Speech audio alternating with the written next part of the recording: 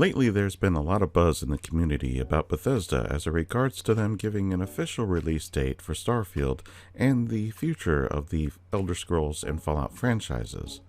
This is going to be a talking head video, so feel free to listen in the background while you do other things. With that, let's get to it. First, there have been many people in the community saying that Bethesda needs to give us an official release date for Starfield. If Bethesda were to do this, that would be out of character for them. Historically, Bethesda has always given us a release date of their title just before it becomes available. This means that they will be giving us a release date once the date they have in mind gets close enough.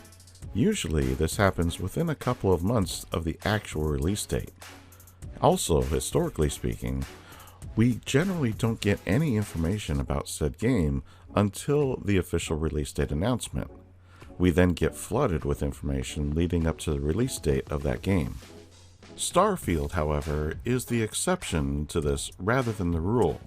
The reason for this is because it is a completely new IP. Starfield has become Bethesda's baby, and they needed to change things up a bit to help build up interest for the game prior to its release. Unlike the Elder Scrolls and Fallout, there is no existing player base for this game, so Bethesda could not take the same approach in marketing for this game. Now, I know what you're thinking, but Kane, if they changed that, why not change when they give us the release date? Well, simply put, there is no reason to change this portion of their history. Here's why. Say Bethesda gives us a date, but then they realize that they can't make that date.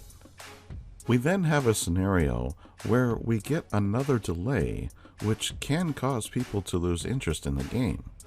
Even just a small percentage of lost sales can impact the company greatly.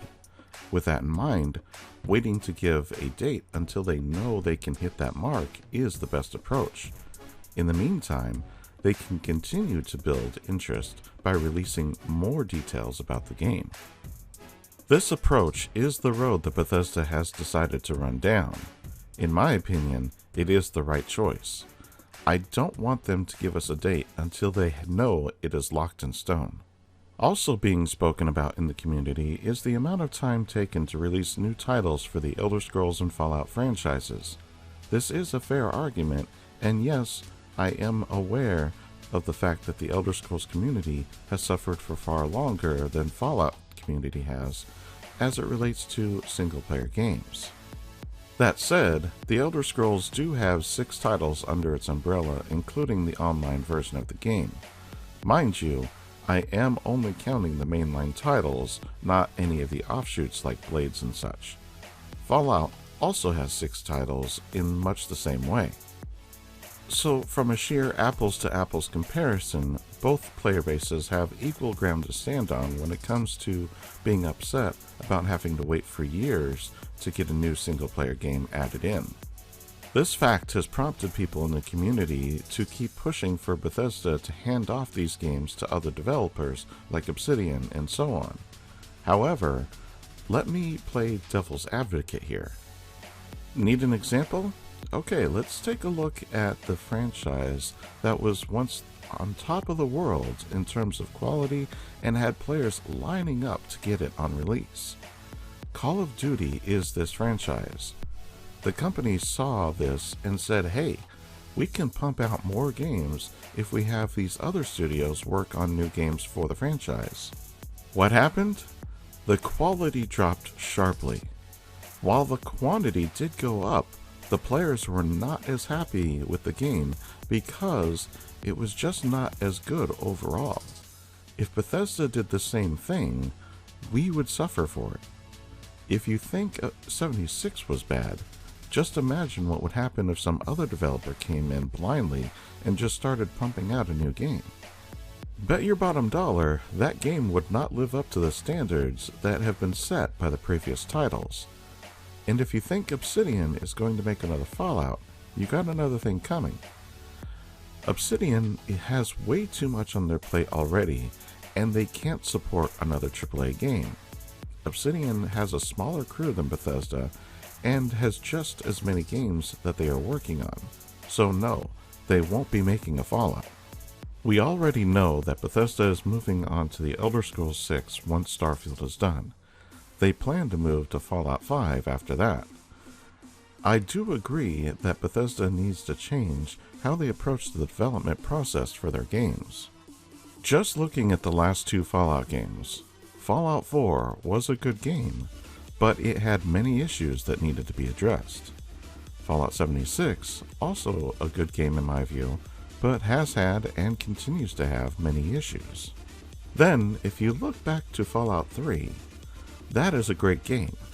Sure, it had some issues with the gunplay being a bit clunky, but overall, the game was fantastic. So what was different? Well, back then, it was a small team, and they were able to focus on just the one game. After Skyrim, things changed a bit. For one, Bethesda grew, and it continues to do that. Suddenly, the way the games were developed changed from just one or two teams working on a single game to them all having several teams working on a round-robin style on multiple games. This round-robin style of development doesn't work in practice. On paper, it works fine, but in practice, you end up running into situations where one person works on something for a while and then hands it off to another person, and so on. This is just not working, and Bethesda really found out just how much it won't work when they put out 76. That is, in part, why they just put everyone on Starfield. I think Bethesda has the ability to work on multiple games at a time, and there is no reason why they can't have one or two studios working on one game while one or two others work on a different game. Bethesda's reason for working round-robin style was to help keep developers fresh. My idea would work just fine because when each group gets done with one game, they could move on to the next game for another franchise. This would help keep the freshness and decrease the time between game releases. As much as I would love for more Fallout and Elder Scrolls games to be made, I don't want them to receive the Call of Duty treatment, and I'm pretty sure none of you want that either. I know 76 has basically been handed off to several other outside studios, but this is the exception, not the rule. Bethesda has never done a live service game, and I think they realized that it is not something they want to spend the resources on going forward. So, handing off 76 does make sense in this case. However, they are keeping a skeleton crew on it. As far as Bethesda handing off any of the mainline games goes, that just isn't going to happen. I hope they make the necessary changes to be able to produce games faster, but I don't want them to hand off any of the games to other developers. If that means that we have to wait longer to get the games we love, then so be it. I would rather get quality rather than quantity. However, that is just my opinion. So, what do you think Bethesda should do? Sound off in the comments below. While you're at it, like, subscribe, and share. As always, I'm just glad you stopped by, and I'll see you in the next one.